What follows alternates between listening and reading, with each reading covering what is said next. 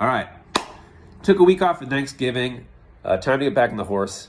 I am stoked about the next part of this book. And it's just the coolest thing that I figured out. I'm so geeked. And partly I want to give you a preview because I'm excited, but also because as adults, this is a psychological principle. We learn better when we know a little bit about what's coming next. So I want to give a brief review of what we've done so far. So what we've talked about is, one, that joints, so we'll use the elbow as an example. The elbow is a joint. It's what allows for movement between bones.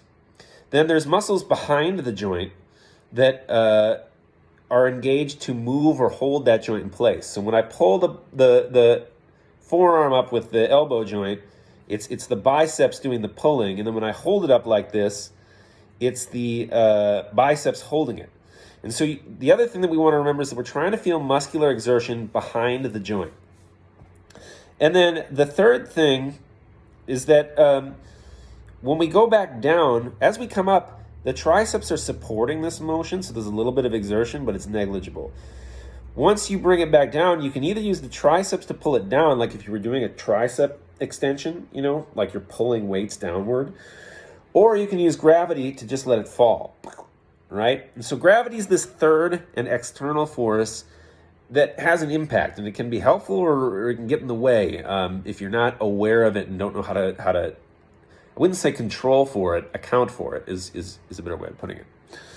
And so what we're going to do now is we've talked about posture, so the hips and the spine and the neck, and we talked about the shoulder to arm joint, which connects the shoulder to the arm. Now we're going to talk about everything from the shoulder to the arm joint here down to the fingertips and all those joints and what we want to feel around them. But the other cool part about this is that we're going to talk about how when we're playing and when we're controlling these joints, how gravity plays a role and how the shoulder to arm joint here is sort of like the conductor of the orchestra of everything from here down. And I'll give you an example right now that's really simple and you can experience yourself. So remember that tendons, the muscles contract, they pull a tendon, and that pulls a bone. And so here you got the muscle, tendon runs to the forearm, pulls up the whole forearm, wrist, and hands.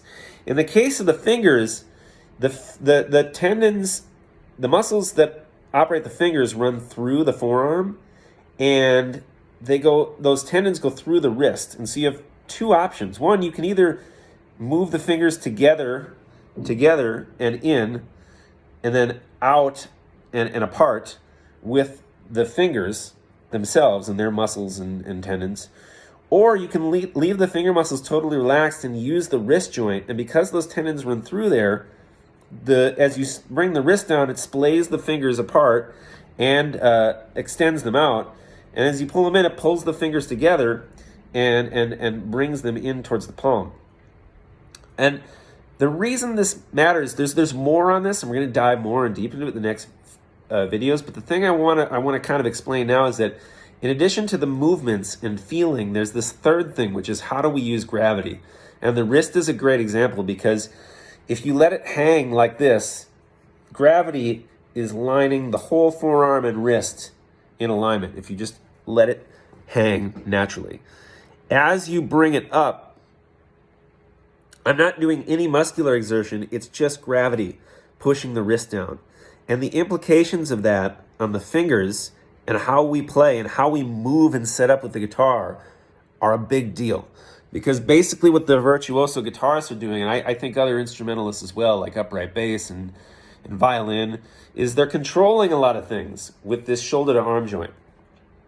And so again, what we're going to be doing now is we're going to go from the shoulder to arm joint down to the fingers, all the joints that are important. And with each one, we're going to talk about how they move, how to feel the muscular exertion, and finally, how to control those movements with gravity and the shoulder to arm joint. Because again, this is all shoulder to arm joint, bringing the forearm and wrist up, and gravity pressing the wrist down. And then this is the shoulder to arm joint, bringing the wrist back down so that it lines up with the forearm. So we're going to talk about that. So yeah, I'm thoroughly geeked about this part, and I have a book I know it in my heart. I just know it.